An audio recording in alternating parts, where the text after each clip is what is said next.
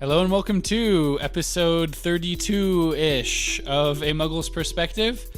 I'm your perspective, Rogge. I'm here with the Muggle, Braden. Braden, how are you? I'm doing okay. Doing all right. How about you? In the interest of just full disclosure, we already recorded like 10 minutes of this and it didn't record because I was like, oh, I have to press the record button to start recording, but I stopped the recording. So if Braden sounds annoyed with me, then like that's fair. Like cut in some slack. I'm doing well. How are you?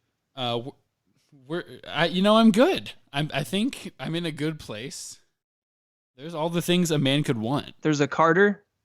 There is a Carter. Say hello to Carter. We have producer Carter, actually, for this episode. He's going to be producing us.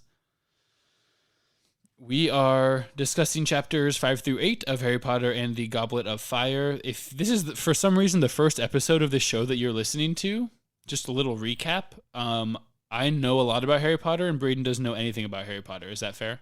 It's fair. Well, you know 3 books worth Yes, about but Harry the Potter. premise of the show is I have not seen any of the movies. I have not read any of the books before we started this podcast.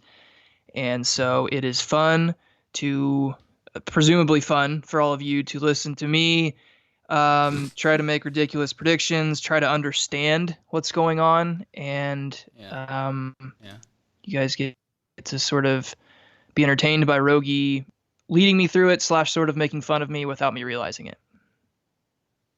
Yeah, it's sometimes described as like the show where we make fun of Braden. Yeah, that's a quicker version. Yeah.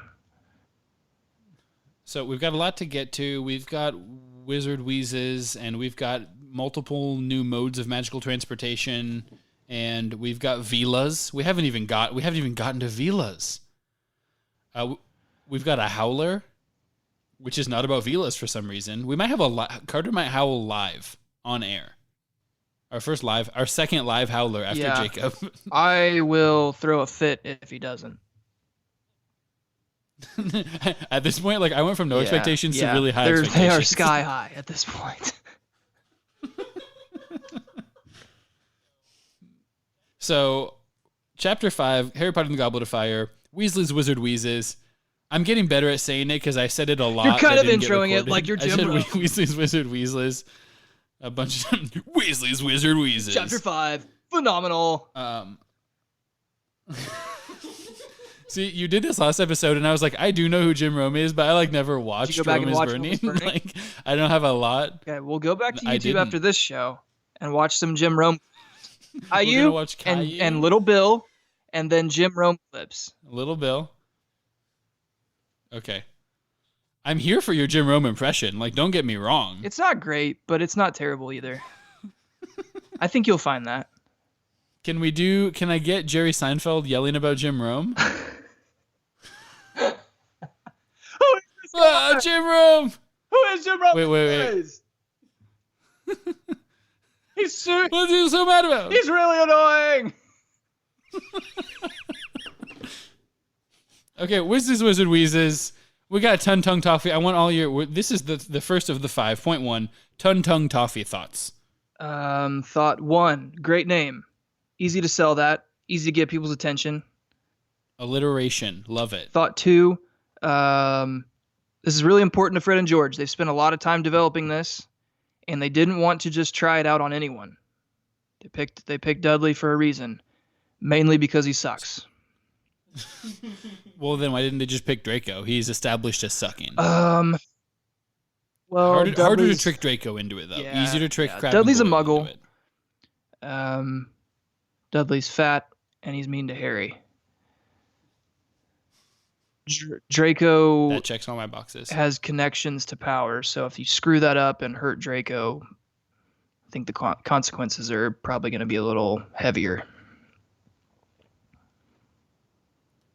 See, here's what I'm thinking. We kind of are getting a new side to Fred and George. Like, they're not just pranksters. They are entrepreneurial spirits. Like, they're going for it. They're working hard for a goal. They are. Unfortunately, their mom doesn't really see it that way. No, there's some Arthur being dad mad, right? Like, I'm mad at you because I know because you're not supposed to do it. Like, you broke a rule. But like, it was funny and I get it. And that's not how Molly feels. No, Molly feels more that they are wasting their lives and wasting time at school. And clearly, they are clever and intelligent. They're just not channeling that in the right direction. Well, according to Molly, who do you agree with? Are you in on Fred and George developing this, or is this not a wise career path in your mind? It's hard to say when you live in a world of magic. What is a good career path? Well, what is a career Right, path? Like, what are because my options? I mean, do you even need a real job? Like if you can just point Like, your wand at the kitchen counter and make a meal, I mean, how important is the job?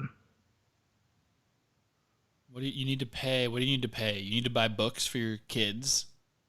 Here's my question: the Weasleys have like 9 kids, right? 12 kids. They have a lot of kids. Bill and Charlie and Percy like went to school and got like the Standard Book of Spells Grade 1. And then they still need to buy a new copy of Standard. How many copies of each of these books are in the You know Weasley how household? textbooks work. Because I feel like the You curriculum have to is have the kind newest of edition. Yeah, I know, but like I was the guy that did not buy the newest edition in college. I went and back and bought the last edition for like a third of the price. Yeah, I just didn't buy the book at all. All of my workbook questions Yeah. were wrong. See, that's where they I would screwed me. answer. Yeah. Yeah. That first week, you answer the questions on page 42, like he says, and then he's like, "These aren't. Right. These answers don't make Right. sense for my questions." I had a roommate in college who was really good at finding ripped off PDFs of textbooks. Wow. So I ended up Okay. like junior and senior year buying like no textbooks, just finding like ripped off PDFs from like some Russian website. Mm-hmm. Yes. So if you're in college and you're paying for textbooks, Yeah. stop it. I thought this would go the other way. I thought you were going to be like, I regret it. No. Like, if you're in college, buy the books. Like, the book No, the industry. book industry is a crock. Like those people are profiting off of poor college kids. Did you ever have the professors that would assign a book that they At wrote? Wabash, yes, most of the time. Sure. Most Yeah, of yeah. your professors did that. At Purdue, not so much, but Right. Okay, so we've got Dad Mad, we've got Molly. Next point here, Pig. What are your pig thoughts? I think I'm a pig fan. We learned that pig is short for pigwidgeon, which is just kind of fun to say. Just a Yeah, good name so that's for a that's thing. what Ginny actually named the owl, and Ron thinks that the name is stupid as well as the owl itself, so he has shortened it to pig. So I wanted to ask you this. Ron's relationship Mhm. to his pets, right? Does he think that Pig is stupid? Does he wish he didn't have Pig? Compare and contrast this to Scabbers. How he felt about Scabbers. I don't think he feels the same way about pig as he did Scabbers. In Yeah. terms of emotional attachment, it's Yeah, less. no, he was way more attached to Scabbers. But he also like, I mean, he insulted Scabbers. You know, the stupid fat rat. Like, Yeah, not good for he's kind anything. of that guy that like he keeps a dog around the house like a mutt just because well, they'll let me know if someone's trying to break in. Like there's no like emotional or not as much emotional attachment to animals. Interesting. That was a very different take from what I was thinking about this, because I was thinking that his thing is talking it down, is like downplaying his own stuff, like, oh, Scabbers, like dumb old fat rat doesn't do anything. But then when he finds out he died, or he's dead, or he faked his own death, or you know, all those things that happened with the Crookshanks, he was really mad about it. Like he was putting on a front about not caring, but deep down he really Would did. you say Ron was fronting? Is that Carter? What's fronting? Is that what Ron extra? Ron was being extra. Carter's laugh indicates that Ron was being extra. We've had long discussions, Carter, about what extra is. Is Hermione extra? Hermione defines extra. Okay. It's Leviosa, not Leviosa. So I was kind of wondering if that same fronting applied to Ron's relationship with Pig. Like he's just downplaying the fact that he loves having an owl. He's downplaying, really, it's my thing. I'm a poor sixth son of the family. I don't have a lot of things to call my own. But he can't act like, he can't let people know that he actually feels that way. Does that make sense? That seems to make sense. I would agree with that. Translation, Braden's like, sure. Rogge. I had not thought about Pig fine. in that kind of depth. I'm glad that you did. All right, well, maybe when you're on your 14th time reading the beginning of Goblet of Fire. Yeah.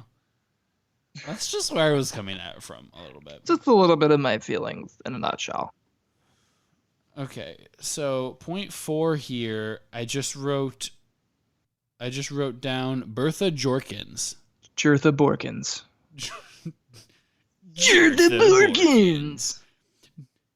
Never worked a real job in her life.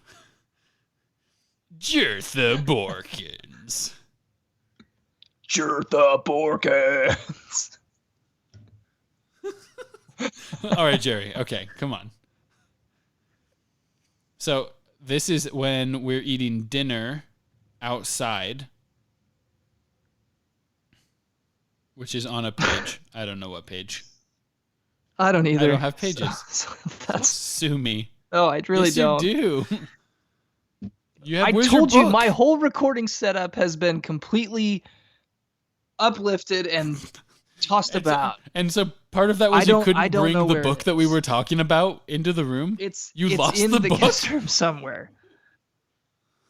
Probably? No, I know it's in the guest room somewhere. Oh, okay. Where? Somewhere. I just told you. So it's in there. It's a very small room. I never took it out. It's probably in the desk. It's probably maybe in the Sarah desk. did. Maybe Hopefully. Sarah's reading it. Maybe Sarah should be the muggle on the muggle's perspective. Sarah, come on the pod. We'll just restart. I'll just have multiple seasons going at once. I'll be doing Goblet of Fire with you, but then also just doing it with Sarah, who is just consistently like, who are you? How well do... Like, I know who you are, but I don't really know you. Did you break my trampoline, or... What is this? Oh. Okay, so did you have thoughts on the fact that Bertha Jorkins is mentioned here? Yes, We've heard that she name. was murdered, but nobody else seems to know that. Everyone just keeps playing off. So she works in the Ministry of Magic, right? Or worked, I should say, yes. past tense. R.I.P. And apparently she had a reputation for being kind of forgetful, not good with directions, just sort of out in left field. So everyone's like, no one's seen her in like months, but they're just like, oh, classic Jertha Borkins. Like, you gotta say both names. Can't just say Jertha. Little do they know that she's been murdered by Lord Todemort. No, Tadpoldemort. Tadpoldemort? Yeah, Tadpoldemort, yeah. He's still a Tad. Think about it. Okay, never mind. Carter, just listen to the pod. Okay. No, go back to episode 1. Start listening to my podcast. Cut this out. Cut this out. No, they don't need to know that. No, they need to know. I've talked many times about all of my friends and family members who don't listen to the pod. Hannah, Braden's wife, doesn't listen.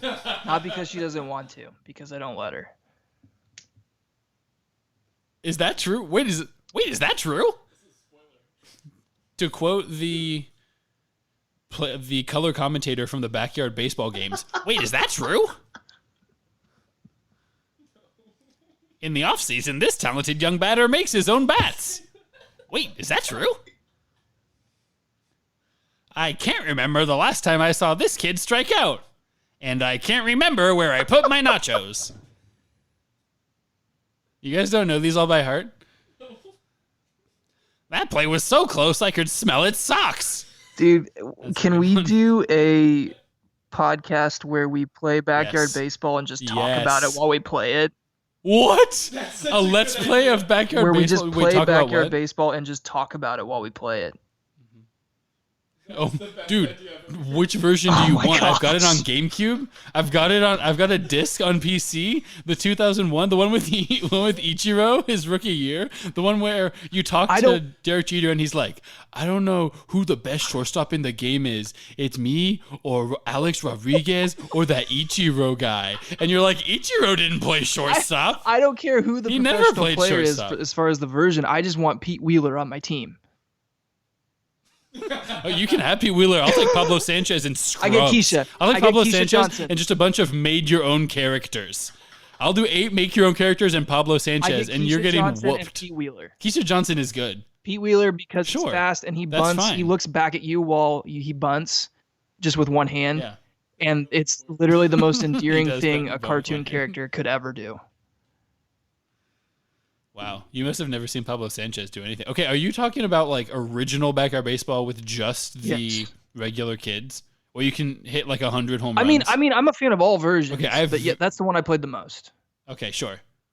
I have very limited experience with that one. I jumped right into the ones that they had at the public library, which started with the first one with Pro Kids. Okay. So I've played both of those. One of them has like Barry Larkin and Kenny Lofton in That's it. great. Was Manny Ramirez on one? Manny Ramirez was not on it. Oh, I mean, I played a lot of backyard football. Yeah. I played backyard soccer like recently. Like I downloaded it to my school computer like while teaching and played a season of backyard soccer. You get Kobe Jones and shoot, what's that? Tiffany Milbrett. These are players that I've only ever heard of in the context of backyard soccer. Oh man. I have it on GameCube. And that version is the most realistic by far, and it's real weird. It's an odd game. So this is all getting pulled out of context and put at the end of the episode in a stinger. We're gonna have Carter be like, "All right, guys, so the episode's over, but if you for some reason are into the backyard sports games, Oh my gosh, this is great. I don't want this at the end of the episode. If you don't want to listen to this, then don't listen to the podcast at all. I want our entire audience to be Bo. This is just for you, Bo." This is getting put at the end of the episode. There's no way Jess is leaving this in the middle. I don't want it at the end. So sad. What is it? There's one about like this player eats 10 jelly donuts before every home game, 15 when he's on the road. You know what I'm talking about? You know that one? Oh man. What about all the things that like the kids say to each other, where they're like, "I think your glove's got a hole in it." We want a pitcher, not a belly itcher. Yeah, that's a classic. We want a batter, not a broken ladder. Yeah, it's good. It's good.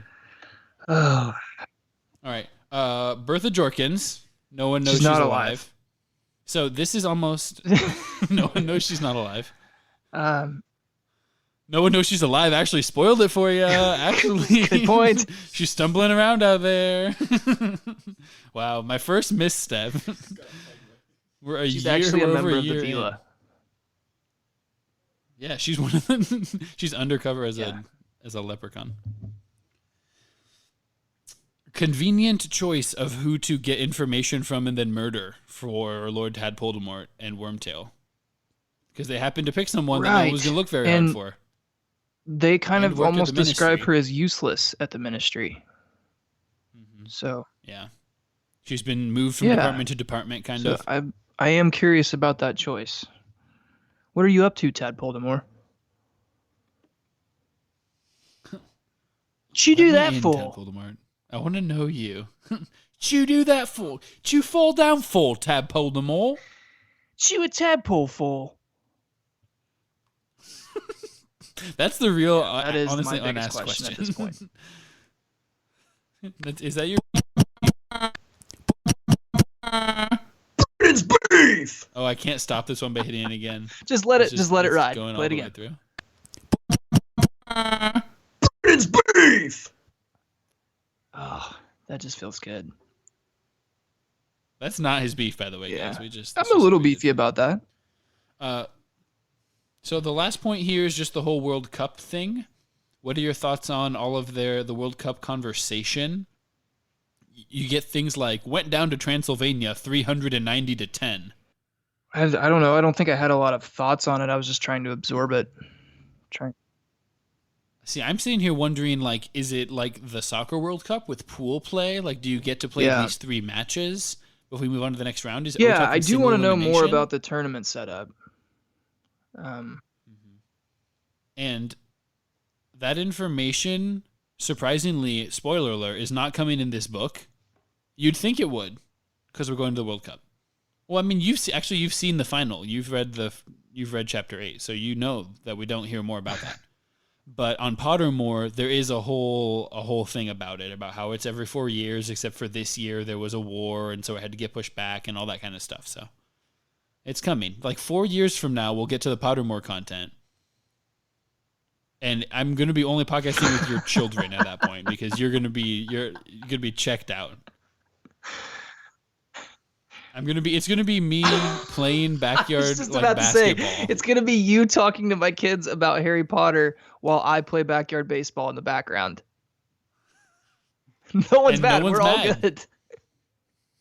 Like, I'm still listening. I'm still paying attention to the story, but I can't talk about it anymore. So I just play backyard baseball.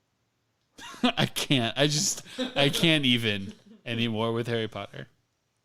Okay, so we've got the long-awaited return of a dearly beloved segment. What everyone has been asking for. Braden, do we care? I don't know. Do we? Do we even care? Do we care? Carter, do you care? Carter is very unsure. I want to hear him say it out loud. Carter, do you care?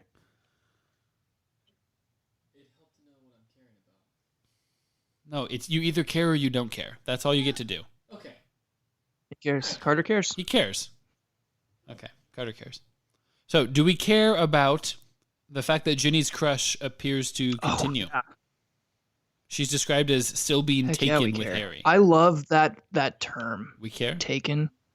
Like, that's such like an old romantic, like, Ginny is just taken with Harry. Ugh. Yeah. And After Dark. Is it better or worse? Better or worse than Smitten? Smitten is that's weird. Oh, interesting. Like, I don't see the Smitten's weirder than Taken. I don't know. You can just laugh. Could you hear that, Braden? Carter, get a mic or get out. No, I want you to talk, but you're gonna come across real quiet. Can you just sit closer to Rogge? Or talk loudly. Because it's fun to have your background commentary. Just laughing and just talking. Yes, I just want you to make random comments about backyard baseball throughout the whole episode. There's not a chair over here. Okay, so we care about Ginny's crush. This needs to go quicker. Do we care about Bill and Charlie Weasley? Mostly Bill, because Bill's really cool. He has a fang earring, and you don't. You don't have that. That's cool. Cooler than you. I don't. I have never been described as cool. Is it just because I don't have a fang earring? Yeah, that's what I'm saying. Like, anyone who does, like, it's a general statement for anyone. Like, Bill Weasley is cooler than you. Right. He's got the dragon skin boots. Charlie, we just don't know enough. Yeah. Yeah, at this point I don't care about Charlie Weasley. Okay. Do we care about Percy still being a jerk? Yeah, I kind of care about that because I feel like Percy's going to end up a villain. Ooh, interesting. In what way? Like one of the cogs from Toontown? That's just like too into being serious. This is the episode of references. It's the Referensode. That's every episode, my dude. During March Madness, like we're borderline unlistenable as a podcast. That's true. But like that was like culturally relevant at the time. Like the references we've made this episode, like where the frick did they even come from? And this is not. There have not been any Caillou. Yeah, this is post our first try at the recording. Where I'm not kidding, listeners. We talked about Caillou and Little Bill for like 15 minutes. and didn't even get to the point that I started that conversation for. We didn't.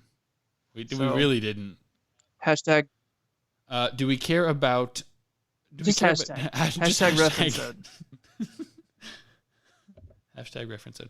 Do we care about the fact that it's Ireland versus Bulgaria? Meaning, final. do I care that it's those specific countries? Yeah. Do you care about? Are you hyped that it's the final? Are we glad? Are you rooting Man, I for really one wasn't at this point? Like, I know you guys.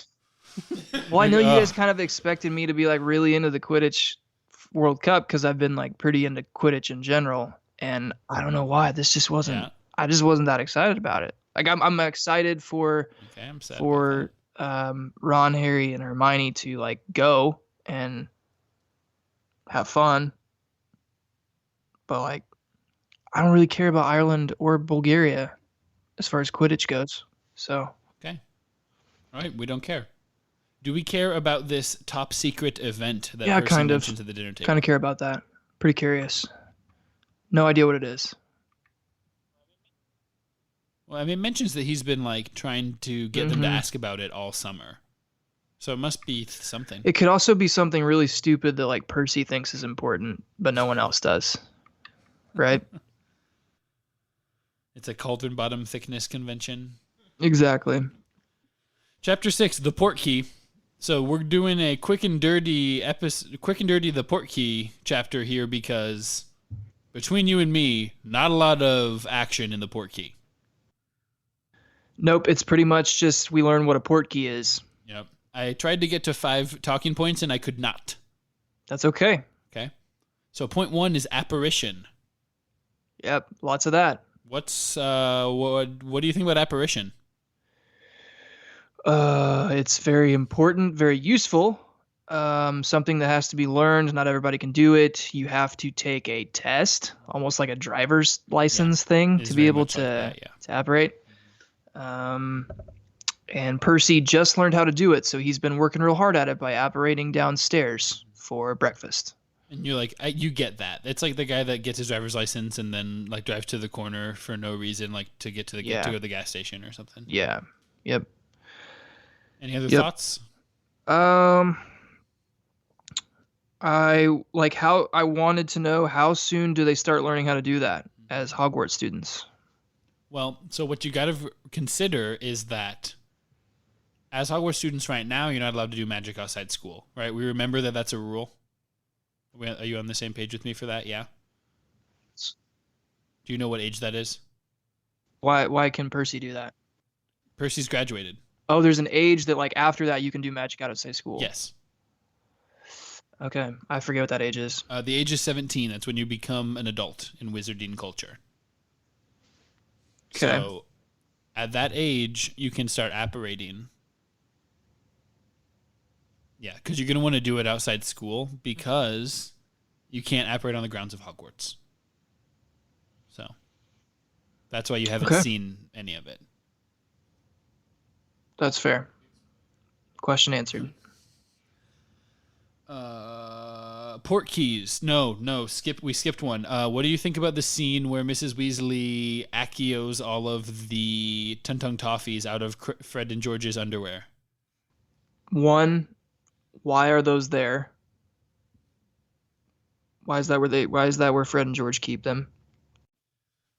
I mean, technically, I was sort of embellishing. Like they're in the lining of their jackets and the turn-ups of their jeans. But one could assume that there's probably yeah. some in that region as well. Yeah, you're going full on like drug mule. Mm-hmm. You think they put any in balloons and swallowed them? Wow, huge if Maybe. true. Any thoughts about so Mrs. Weasley? Like the twins are mad. That was Yeah. my takeaway here. Yeah. Well, this is their entrepreneurial baby. Right? Yeah, I mean, 6 this is- months of work. Yeah. You'd be mad too. All right.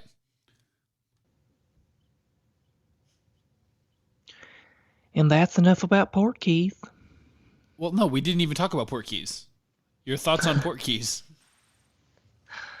Port keys are just weird objects that you have to go find that are hidden strategically at places where wizards can like operate as a group.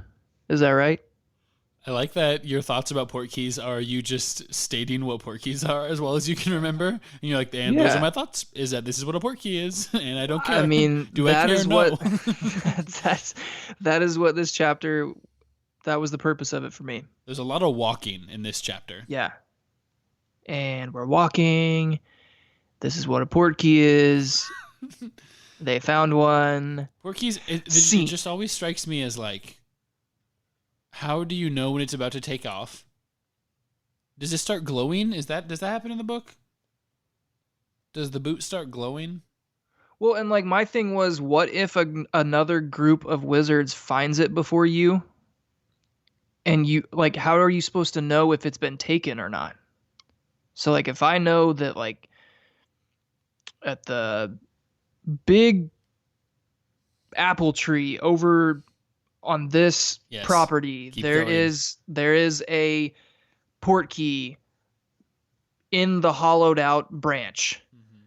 Great. I go there, but an hour before I went there, another group of wizards went and got the same port key, and they're like, yeah, we're going to the World Cup. So it's like geocaching? So then it's like, what if me and my wizard posse go to the branch, and we're like, all right, here we go. So here's the thing we got to remember about port keys is that they are time scheduled. So that's how they knew when theirs was about to leave, was because it was 7 minutes past 5 o'clock in the morning or something. So you can sit there and hold that port key all day, but it's not going to leave until it's scheduled to, unless, I don't know. I mean, you could maybe theoretically program it to leave on command, but I think that'd be pretty advanced magic. Okay. So that's maybe not as big of an issue as I thought it might be. And you'd need government like permission. Port keys are regulated pretty heavily. You can't just like Joe Schmo like walk down the street and be like, now that fire hydrant's a port key and that dog is a port key. Like you can't just port key things.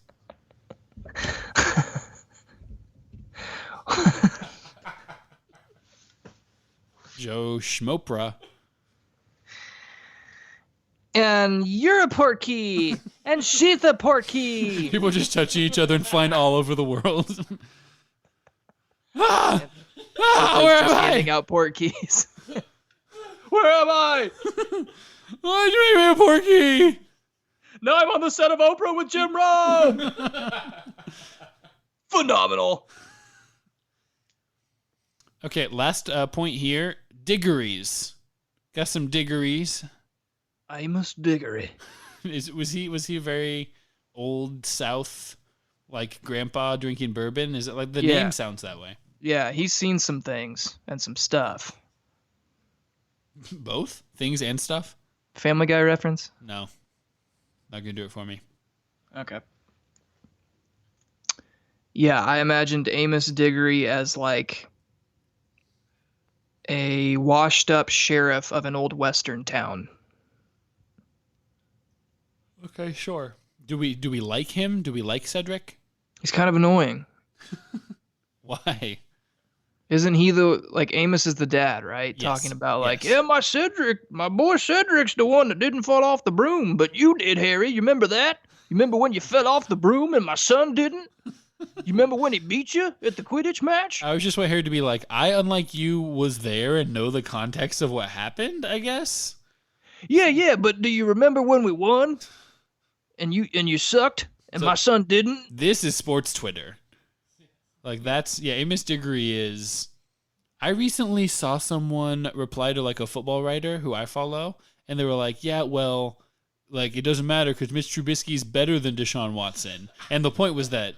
LOL. Yeah, the point was that like the guy was saying like, like they traded up, but like even if they didn't trade up, they could have gotten Deshaun Watson or Patrick Mahomes. And he's like, well, it's fine, he's better. And so I just quoted it and put the Nick Young gif where he just looks and it's just like question mark. I don't even reply to tweets very often or anything like that, but I was like, I can't pass that one up. Yeah. And now our last listener has shut the podcast off. No, they've just skipped forward 30 seconds, and guess what, listener? We're still talking about it. We have to annoy every demographic. You won't like this unless you are Carter, apparently. It's the only way that you're going to like this episode. Which was the only goal of this episode, is to convert Carter into a listener. Just get him to listen to like 1.5 episodes at least. Yep. Okay, chapter 6, Do We Cares? I don't have any. Couldn't find any. Every time I was about to write something down, I was like, I need to just make that a main point because I don't. Do we care about the chapter as a whole? No, we don't. It was really short too. It was. It was like, how many swipes was it? 1, 2, 3, 4, 5, 6, 7, 8, 9, 10. This isn't as fast as I thought it was going to be. 11, 12, 13, 14. 14 swipes. Wow. That's a number Dwight. that you have context for. How many people are going to have to get hurt out here? 1, 2, 3 people? 4? I thought you were going to do the bit. No. Hear me out. 5? 6 people? I think you do the bit where he's like, what if the world ends in 2 months? And Dwight's like, yeah, I can see it. And then Jim's like, what about 3 months? And Dwight's like, yeah, 3 months is a feasible timeline. Wait, 4 months. 211 months. And Dwight's like, yeah, I could see a scenario where the world ends in 211 months. Oh, man. We're really fun to hang out with for an hour every 2 weeks. Yep. You guys are welcome for this content. It's all for you. And now, for a word from our sponsors.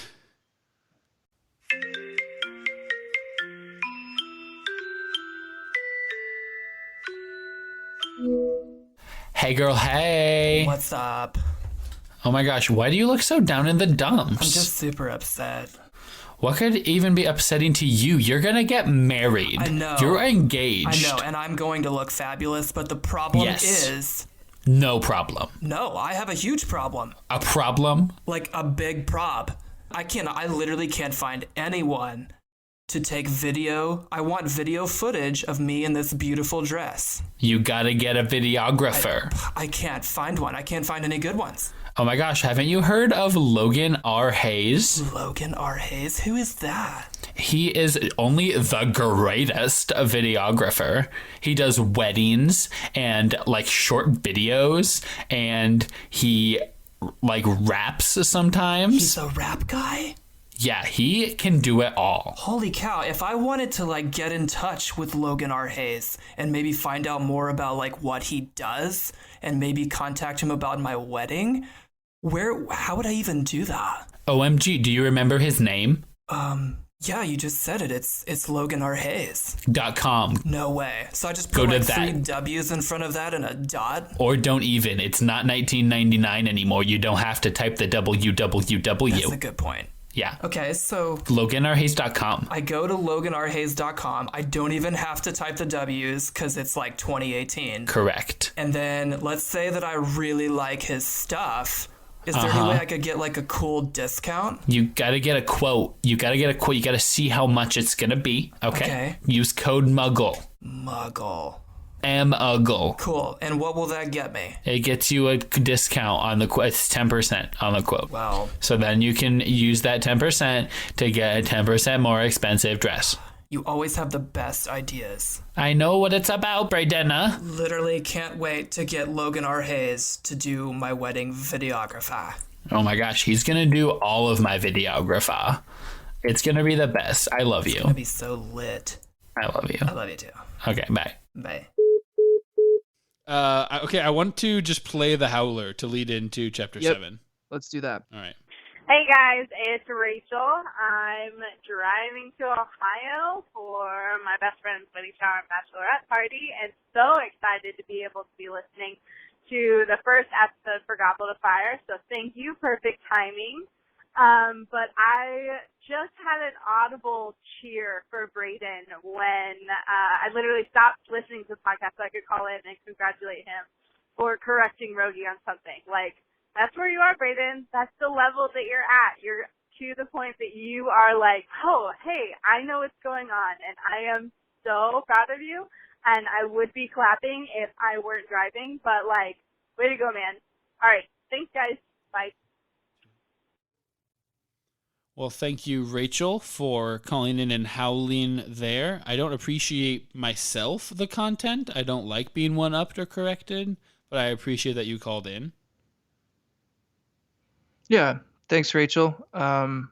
Appreciate the vote of encouragement. I'm slowly gaining confidence every episode. Hopefully by the end of the Harry Potter series, I will complete my full transformation into perspective, and then Rogge will be the muggle, and I will get to berate him and make fun of him for an hour-long episode at the end.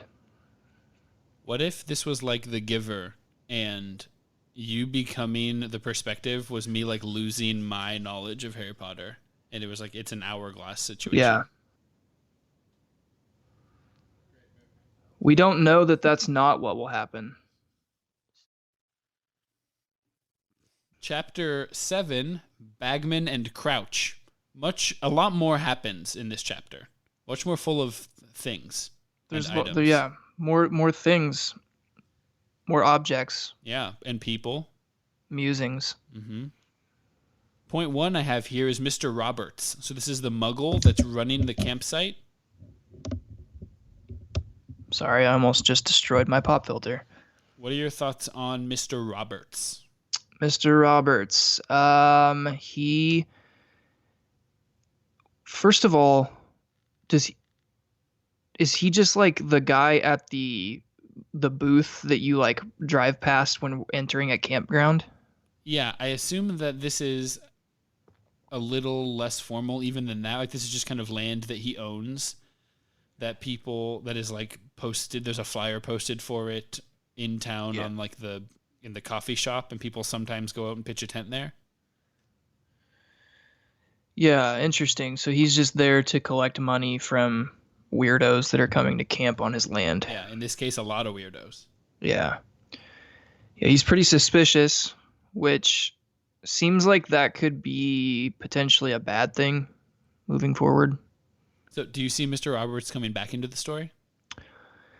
Yeah, I don't think I'm ready to let go of him yet. Like he could, I don't know, could be a totally useless character, but I feel like a lot of different characters, like wizards, were worried about how suspicious he was getting. Seems like that gets mentioned more than once. Right. People show up and like modify his memory and stuff. Yeah, so I could see that being a problem moving forward. Whenever that happens, I always wonder, why didn't they just convince him to go on vacation and then just run it themselves? I don't know. I try not to let my mind go there with a lot of things because you could always play that like, well, they're magic. Yeah. Because magic. And they could have just used magic. Why didn't they use magic? You know? So like, yeah, that's another situation where it's like, seems like this would have been easier, but my best guess is that they wanted to make sure that he got the money for the rentals. Like they didn't want to actually stiff him on the rental. So you're payments. you're putting faith in their morals. Okay, you're right. I'm sorry. That was a terrible idea. Putting faith in the morality of a government entity. Exactly. But I just wanted to hear you say it out loud. Wow, is that what it feels like to be you? For you to lead me to realize that I'm an idiot? Wow. Huh. I didn't like it a lot. Yeah. But stings a little, do it for like 3 more years, I guess, on podcast form. It's like a masochist thing. So Mr. Roberts, I'm worried a little bit that his brain isn't going to fully recover eventually. I mean, how many times can you get your memory modified? Yeah, I wondered that too. That seems like situation. It's gonna be a little dangerous. Like one of these times, he's just gonna become like just a couch potato, like just mush. Like his brain's gonna be like a former football player being depicted on an episode of Law and Order. How they're always like super concussed. You know what I'm talking about? It's not funny, but it's really funny. No, it's just a comparison. I can't hear you. I have CT. See, Braden can say that because Braden played football in high school at a real high school that had a real football team, unlike Crawfordsville. Yeah.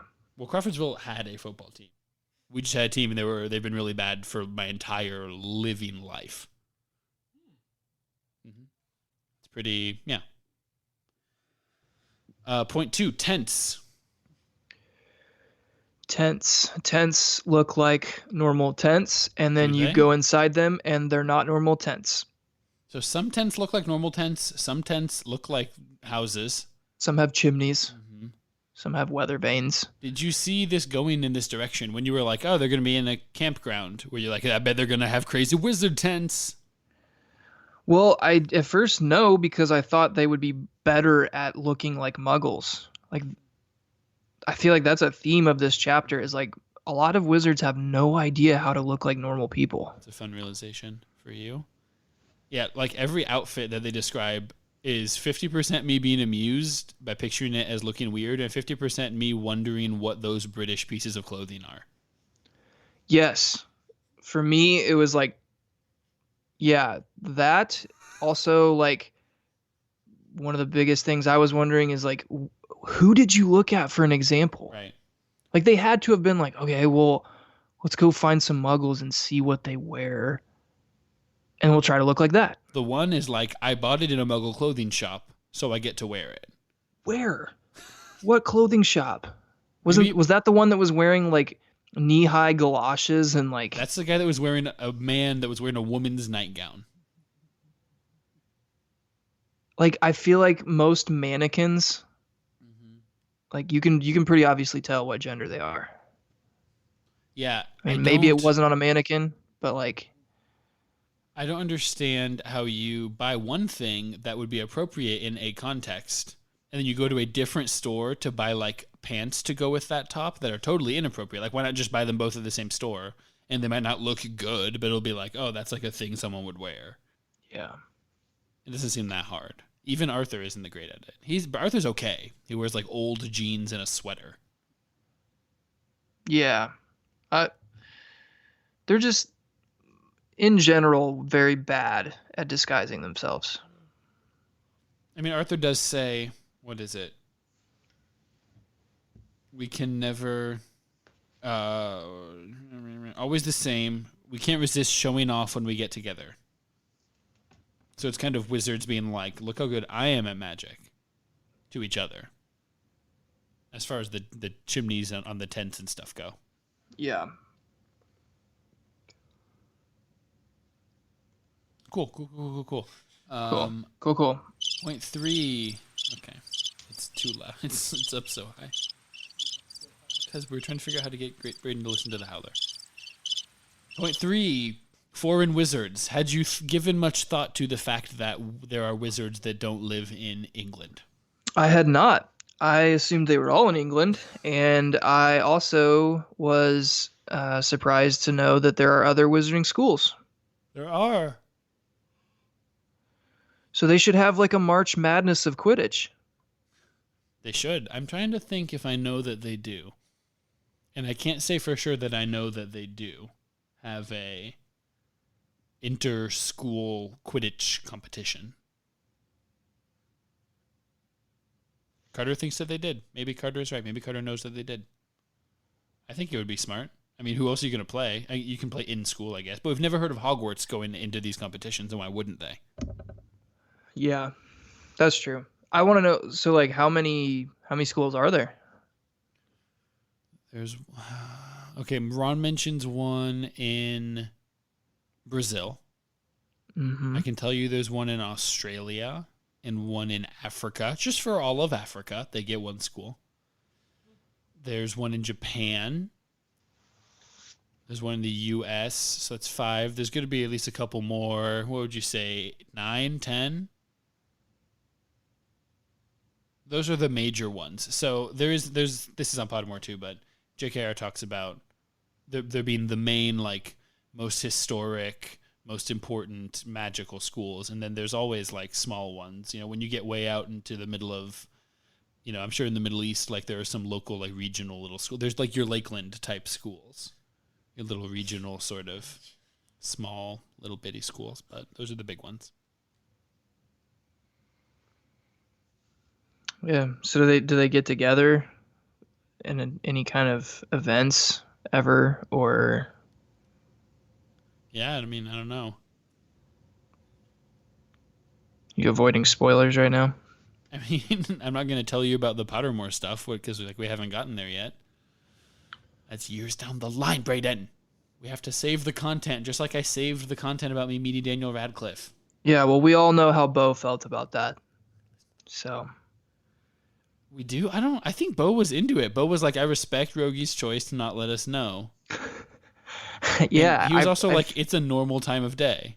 Yeah. And he was like begging you to not tell any more stories Yeah. and to save them for as long as possible. That's what I was thinking. Yeah. I'm glad we remember that the same. We do. I like the bit about the Salem Witches Institute. Yep. That was I see what you did there, J.K. Rowling. Mm-hmm. Yeah, a very transparent subtle joke, but like it works. Yeah. You get baby wizards. Never seen baby wizards before. Yep. Just Little popping Kevin. slugs and stuff. Yeah. So that's good. We run into Oliver Wood here in this section. And he's so excited that he made the reserve squad for Puddlemere United. And I always do the math here. Okay, there's how many professional Quidditch teams just in England, right? 12-ish? 10, between 10 and 16 somewhere, if my memory generally serves. So there's only one wizarding school in England, and that's Hogwarts. So if Oliver Wood is good enough to be the starting keeper for like years and years on Gryffindor, you're telling me he can only get a backup job in the pros? I mean, unless you just play for a really long time. Unless people play into their like 30s and 40s and it's just hard to break in. It seems the talent pool isn't very big for how many teams there are. You see what I'm saying? Yeah. I mean, it seems like a sport that you could play for a very long time. Yeah, why not? It doesn't really require athleticism. Right. You're just flying around on it. Like, as long as you keep your flying skills intact. Except for a beater needs to be strong. Yeah. Yeah. And you've got the quick twitch muscles that... I guess there's some athleticism for every position. Like a chaser's throwing the ball, and you can't do that when you're like fully elderly. No, I mean, you Jamie can't be an Moyer old... would disagree. That's true. Great point. Or Satchel Paige. Yeah.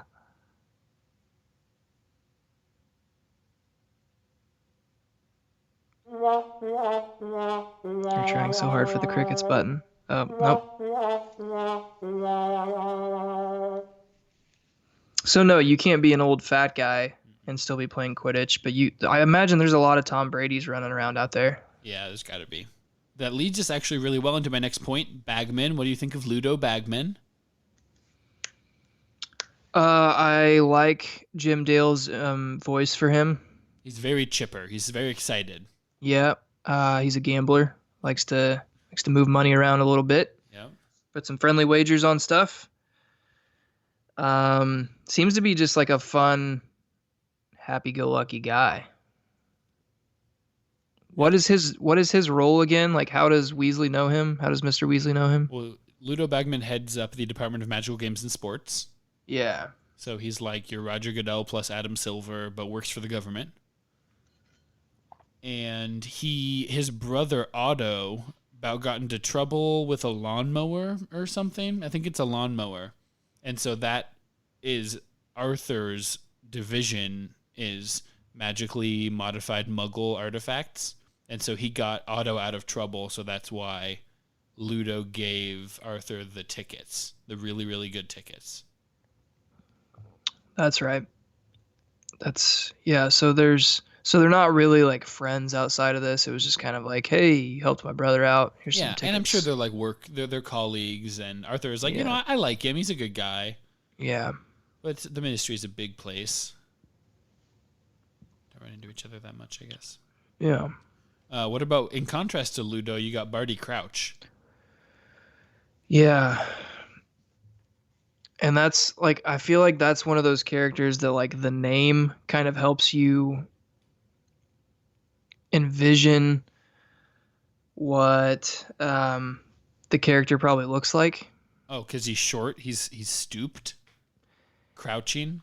Yeah, and it's just like a harsh name, and he seems like he has kind of like a harsh, like rigid personality. Yeah, that's true. He is mustache. Yes, literally mustache. Yeah.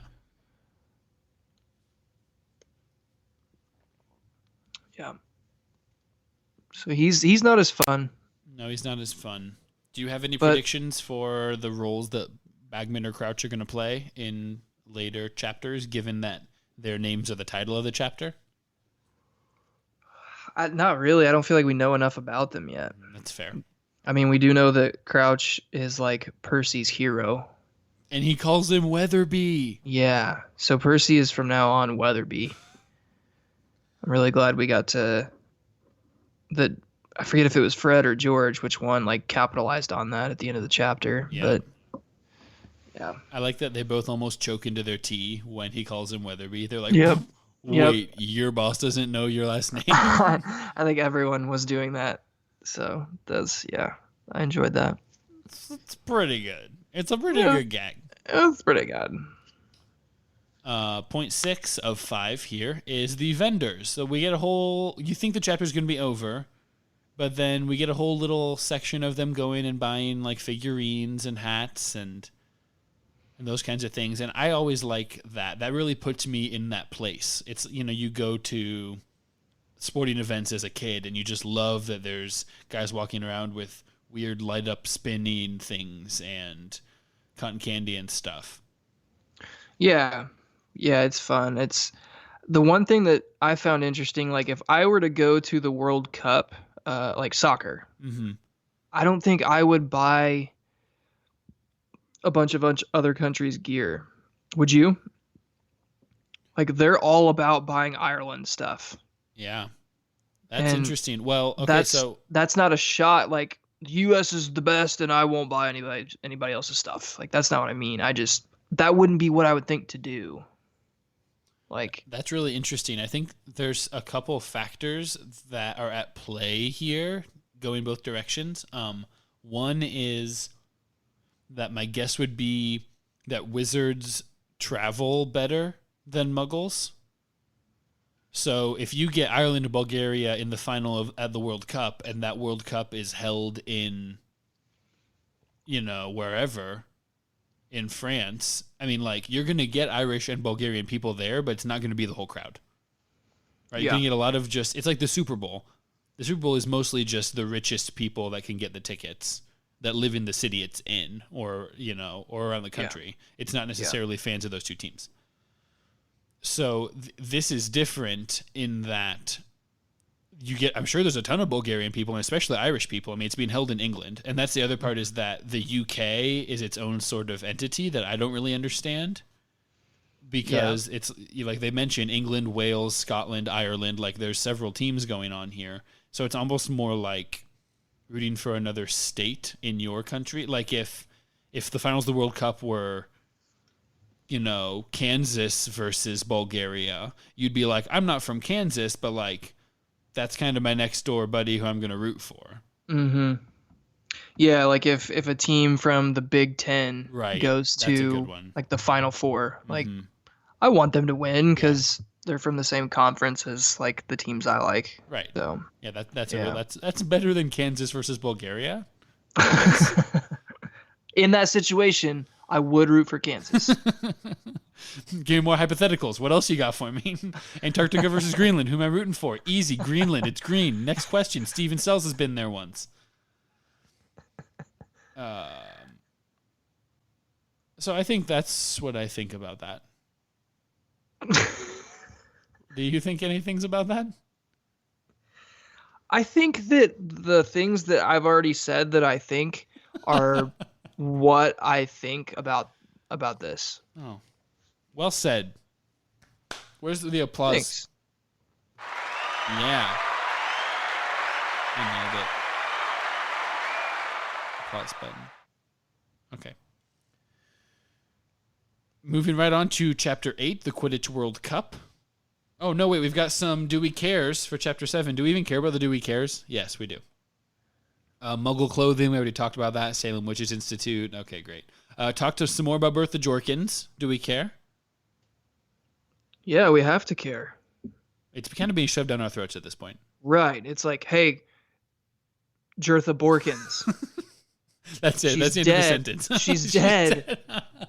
But no one knows she's dead. You should care. It's like a very like strong like wink or like hat tip to like you the reader know that she's dead. Remember how you the reader know more than the characters? Remember when we spent the first part of the first chapter talking about how Jertha Borkins is dead?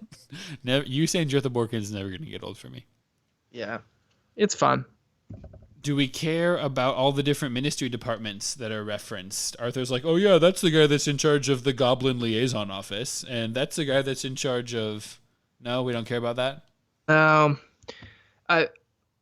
It was like I appreciate JKR doing that. It's fun. It's another like little tidbit for us, the reader, about like just the vast abyss that is Hogwarts. Yeah. That is the Ministry of Magic. Yeah. So like, great. I appreciate that. Do I care about it moving forward? I don't think so. Sure. Feel free to not care. It's one of the two options. Do we care about omnioculars? Yeah, I think those are a pretty cool thing. You can watch the sporting event at the speed that you want to watch it at. However, like I feel like you can only really use them if you're going to watch the event by yourself. Because like Harry tries to use it and then Hermione's like, you're like 5 plays behind. So shut up. Shut your stupid Harry Potter mouth. Hey, Harry, just shut up. Shut up, Harry. Yeah, I think they're cool. I like that it can pick out the formation and like the thing that's happening. I think that's neat. I think it's neat, I guess. Yeah. I'm a sucker for things that I think are neat. I want a pair of them for football games where when I watch football, it's just John Gruden talking to me about what's going on. It's like the Peyton Manning detail videos or whatever. Yeah. You can choose from like John Gruden or Peyton Manning or John Madden. Can I get one that's Brock Graham explaining to me what's going on? That'd be a good one too. That'd be a really good one. Nick Durham. Yeah. Yeah, because football's a good example of one that's just like football's so dense. Like I know enough about the NFL that I feel like I'm pretty knowledgeable, but then I can't tell you about hand placement for left guards and where it should be on like a 2-step drop versus a 4-step drop or whatever. Yeah. Or like listening to John Gruden talk about like, man, the 3 technique on this play, just the toughness. I tell you what, man, I love this guy. And you're like, what is a 3 technique? And then he just explains it and draws on it while it's happening. And if I could have that in glasses form, I would enjoy that. Good. Chapter 8, the Quidditch World Cup. Cool stadium things. The stadium is cool. 100,000 people. And I like, you know how you were talking about you appreciate things that you think are neat? Mm-hmm. Like, that's how I feel about things that I think are cool. Oh, wow. Yeah. And so you think this is cool? I think that the stadium is cool, and I appreciate that about it. What about it do you think is cool? That it can hold 100,000 people. I agree. That is cool. Anything else?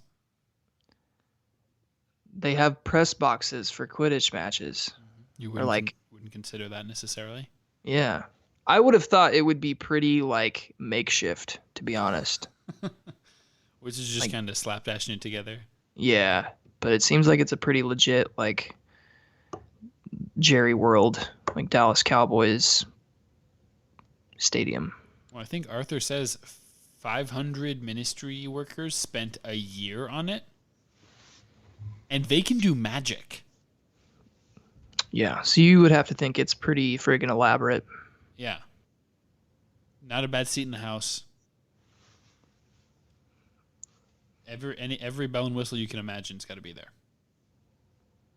Well, I always think the ads are neat. Like you don't think about advertising. Advertisements. Yeah. Anything like that. Commercials. Ad spots. Yeah. Yeah, it's like a normal sporting event that we would think of. Like it's a big deal. It's the Super Bowl of Quidditch. I agree with that. That's a good comparison. Just like you really dug deep for that one. You know? I thought about it a lot. And I was And like, oh, what's a big sporting event? yeah, what's something that like Shoot. Commercialized? No. And then like for me, nothing came to mind. So I appreciate that you came up with Super Bowl. yeah, well, that's what I'm here for. Is the sports references. Thinking outside the box with sports references. So point 2, top box occupants. An underratedly difficult phrase to say. Enunciation. Top box occupants. Pop filter. You got Winky. There's a lot of Winky, to be frank, in this chapter. Yeah.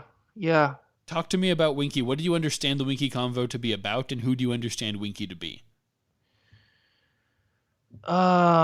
Winky is a female house elf that like knows Dobby, but I don't know how she knows Dobby. Like, did they grow up together? Are they brother and sister? It's not clear. Like, I would have assumed that house elves are like with their masters for most of their lives. So like, how does she know Dobby so well? Is she just Dobby disguised? I'm going to give an example here. So I went to see Avengers Endgame with my wife and Scott and my mom. Okay, no spoilers. I haven't seen it. Okay, that's fine. My mom, I sit down next to. I didn't realize at the time that she has seen fully. Here are the Marvel movies she had seen before we watched Endgame. Captain America, the first one. Guardians of the Galaxy, Doctor Strange. That's it. That's what she was walking in here with. She was like, Benedict Cumberbatch, love him. And I was like, agreed. Right, we agree. Unfortunately, not going to be a lot of him because, spoiler for you, he's dead right now. Right, so during the previews to it, I was like, okay, these are Infinity Stones, and this is who Iron Man is. No, she's seen like the first Iron Man or whatever too. Like, and just really tried to give the rundown, and then there was a snap, and then everyone's down, but we assume they're going to come back somehow. I don't know. So then a couple days later, Rachel was out of town, so I went to her house and we watched Infinity War on Netflix to kind of get her caught up to where she had been. And so she hasn't seen Black Panther either. And then, so we're watching Infinity War, and War Machine, like Don Cheadle, comes on the screen, and she goes, this is like halfway into the movie, and she goes, is that Black Panther? And I was like, Mom, you just watched him be Don Cheadle for he's in Endgame a lot. Okay, he's in Endgame a lot. Spoiler for you on that. He's in Endgame a lot. More than you'd think, given his standing in the multiverse or whatever. Yeah. She watched that whole thing and then was like, is that Black Panther? And I was like, Mom, no. When is she coming on the pod again? And then later, you've seen Black Panther. There's the guy. No, you haven't? Okay, never mind. Well, a different guy came on that was clearly not Michael B. Jordan. And she was like, is that Michael B. Jordan? And was it Chadwick Boseman? No, it was not Chadwick Boseman either. It was just a different character from Black Panther who is also black, but looks nothing like Michael B. Jordan. And I was like, you know who Michael B. Jordan is. You've seen other Michael B. Jordan movies. Like, what is happening? So. And then Mark Ruffalo came on the screen and she was like, is that Black Panther? No, she was like, oh, I love Mark Ruffalo from like insert early 90s rom-com that I've never heard of. And I was like, okay. We have some friends from church that had a bulldog named Bark Ruffalo, which I thought was one of the greatest things I had ever heard. That is great. Yeah. I do like it. I like the name Barkley for a dog too. Charles Barkley as well, but even just Barkley, I think that's funny. Yeah. You call him Chuck Bird. Okay. Where were we? Oh yeah. So we've got the Winky conversation. What do you understand is going on in this conversation? She's a house elf, true. She's female. She knows Dobby somehow. Yeah, she's getting sick of Dobby. So she explains to Sick of Harry his that crap. yeah, I'm getting very sick of his crap, sir. she explains that Dobby, since he's been freed by Harry Potter, has kind of become a pompous jerk. Or at least in her eyes. Because he thinks that he should be getting paid for his house elf services. And apparently that is just very opposite of what house elves are raised and taught to think. She doesn't sound jealous, as you might expect. She's not like, oh, Right. you set him free, but not me. Come on. She's like, you set him free? Like, free a house elf? Really? In this economy? I don't know, Harry Potter. Yeah. So I don't know. Again, I don't really know what is going on with Winky or why. Winky's a wild card. Yeah. Kind of mysterious. Okay. So she's not the only person that we know that's in the top box. Our favorite first family of racism.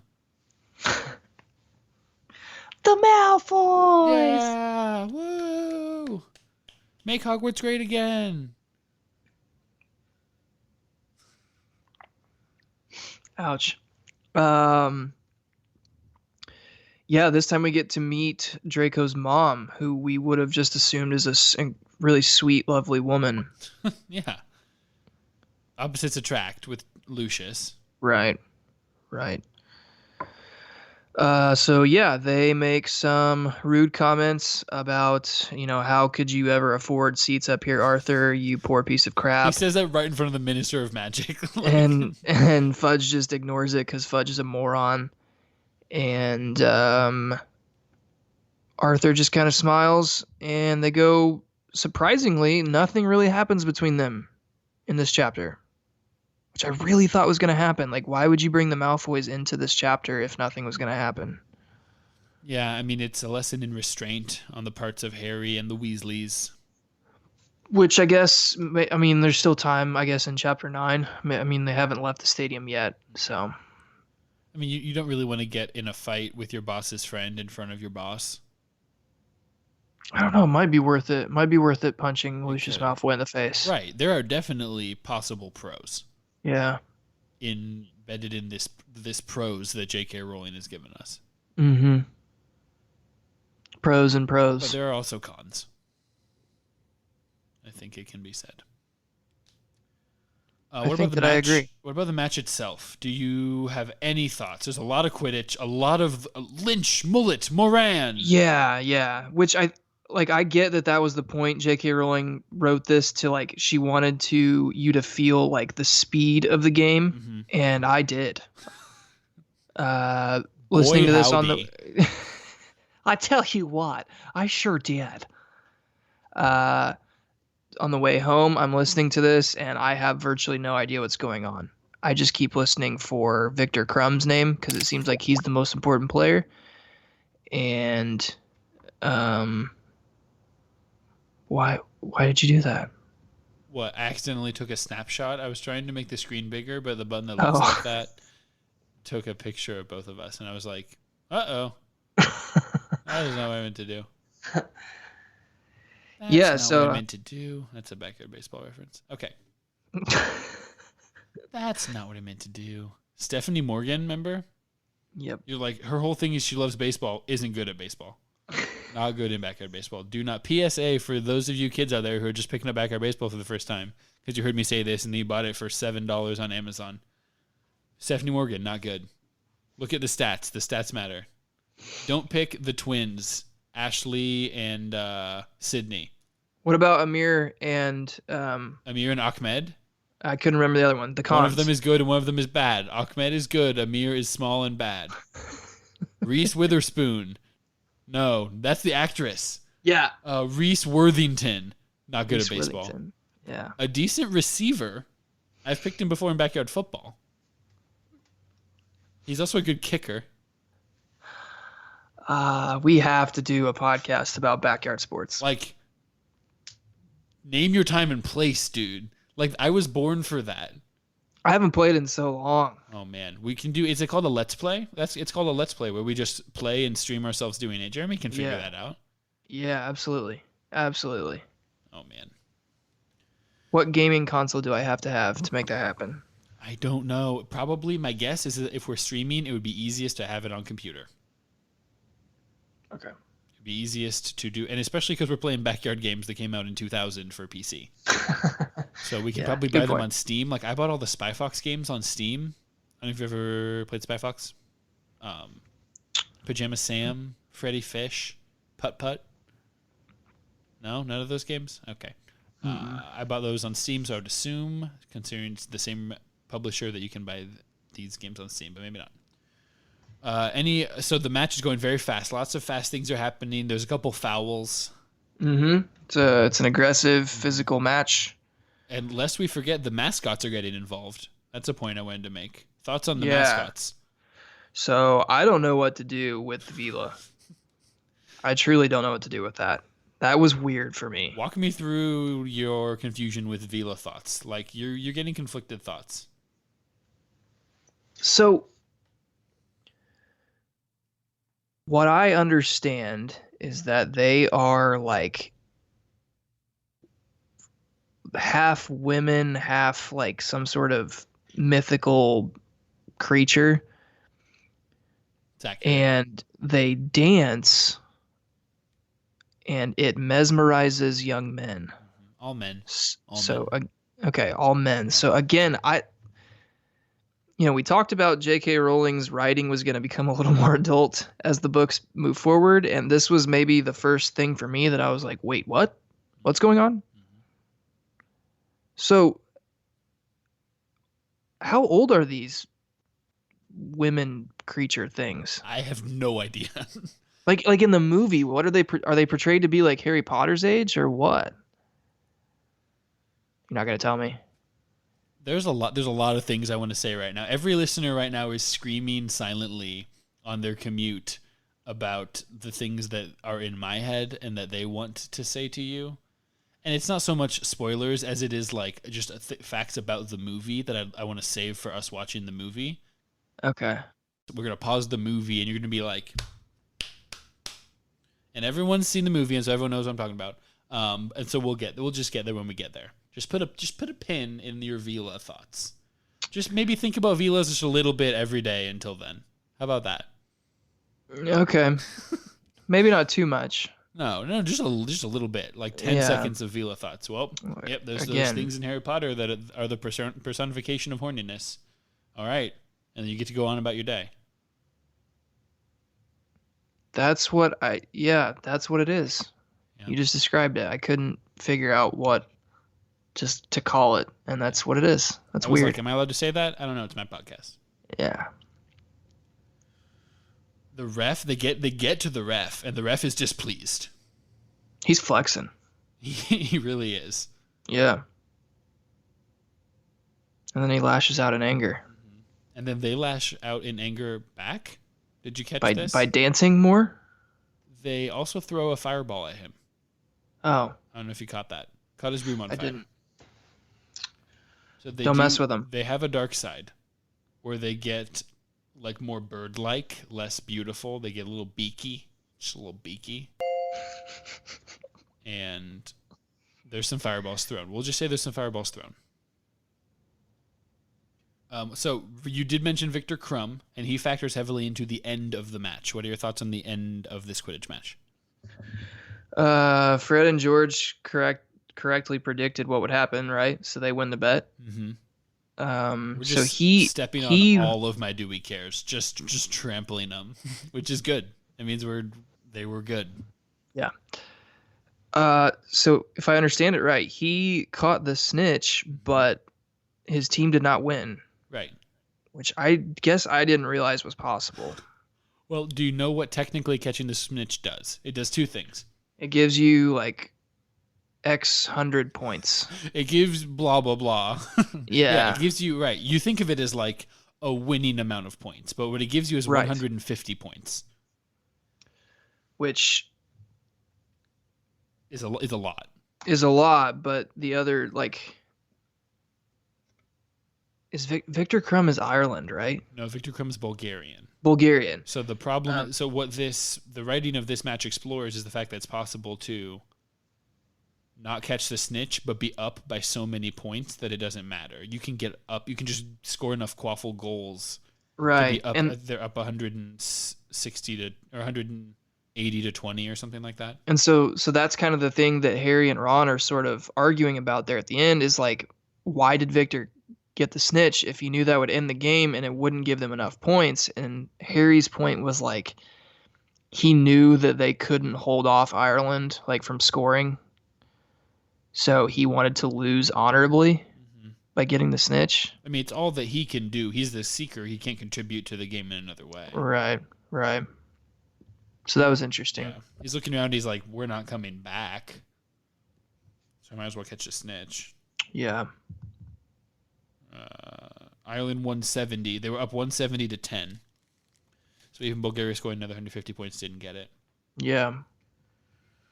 So just a couple do we cares here. I wanted to do a do we care about the or to do something with the presentation. You know, they come up to the top box and they hand out the trophy. And I was like, that's just a thing that happened.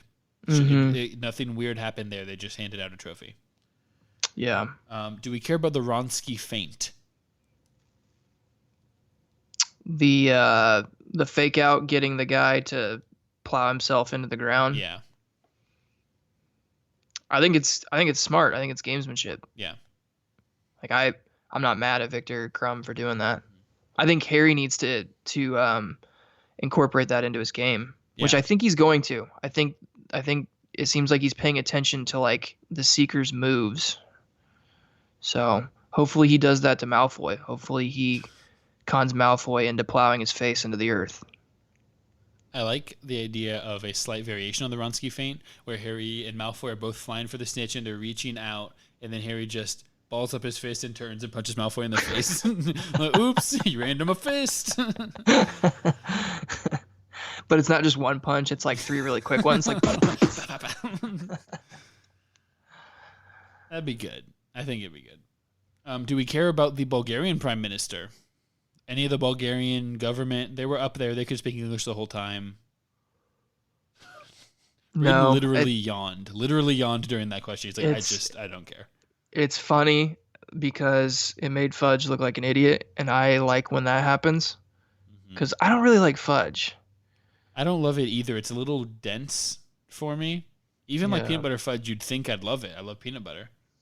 But it just, I don't know. Something about the texture, the richness. So, good time for it, though. Let's Braden's beef. Braden's beef! Braden, what's your beef? My beef so far is that we are 8 chapters into this book and nothing has really happened.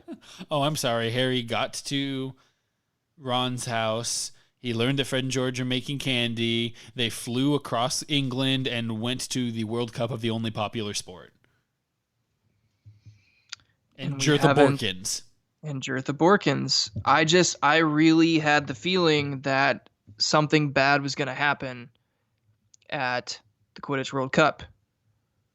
Like, Tad Voldemort was going to make some sort of grand entrance where he was using the body of Jertha Borkins.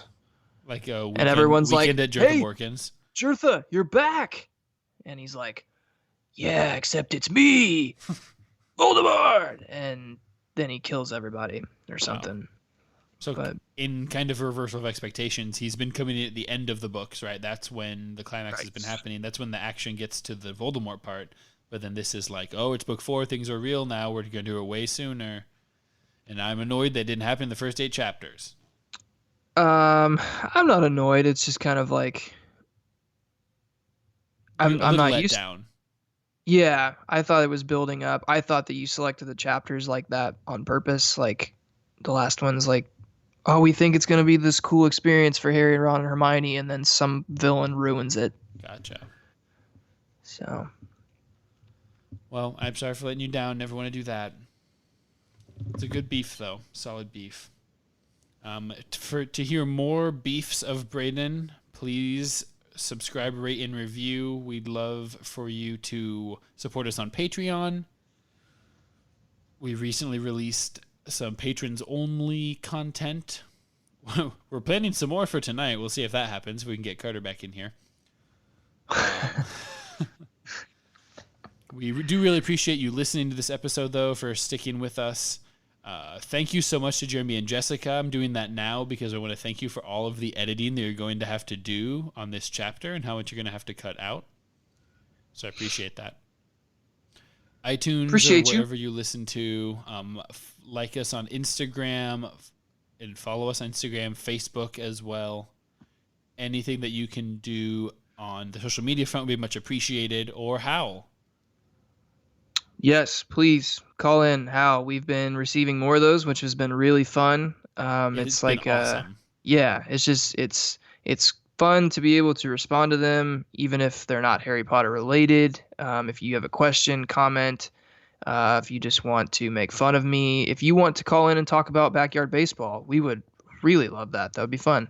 The number is 978-POTTER0. That's 978-768-8370.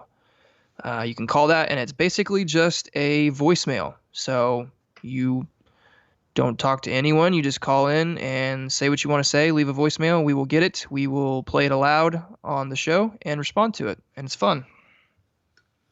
Next week, unless I'm very much mistaken, we're reading chapters 9, 10, and 11 of Harry Potter and the Goblet of Fire.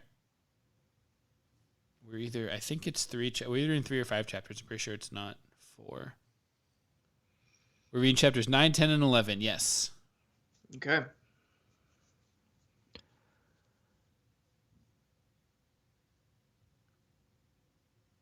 Well, now I'm second guessing myself. I'm trying to decide, do I want to end things on a cliffhanger? Do I want to end them in like a false sense of security?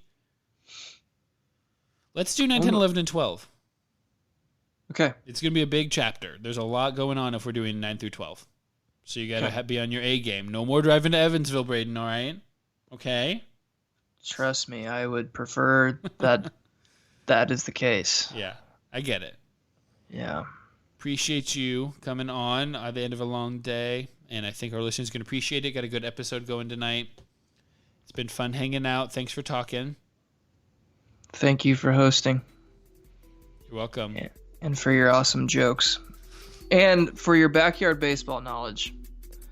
That was fun. Yeah, I go hard. Yeah. Thanks, guys. See you next week. See ya. I was really hoping you were going to say, and now, a word from Carter. Hey, guys, I just put me in front of this microphone, and... I didn't read the chapter.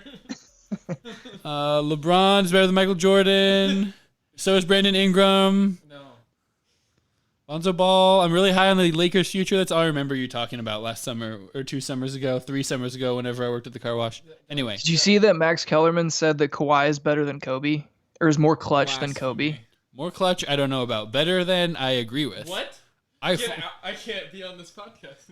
Goodbye. Are you a Kobe stan too, Braden? Am I a Kobe what? Stan. I respect Kobe. Yeah, I do too. I think Kawhi's a better two-way player. I think Kobe's a winner, and that's why we talk about Kobe. I don't think Kobe's the greatest basketball player. Like, he's probably not even in the top 5. I think that Kobe's 2006 season, where he didn't have Shaq or Pau Gasol, it tells me everything I need to know about Kobe. Okay, the season where Kawhi just sat out on the Oh yeah, no, need to know about Kawhi. That's true. But when he has played, Kawhi is a two-way player. This is really frustrating for me. I'm really sweating right now. Kawhi. This is being recorded. Okay.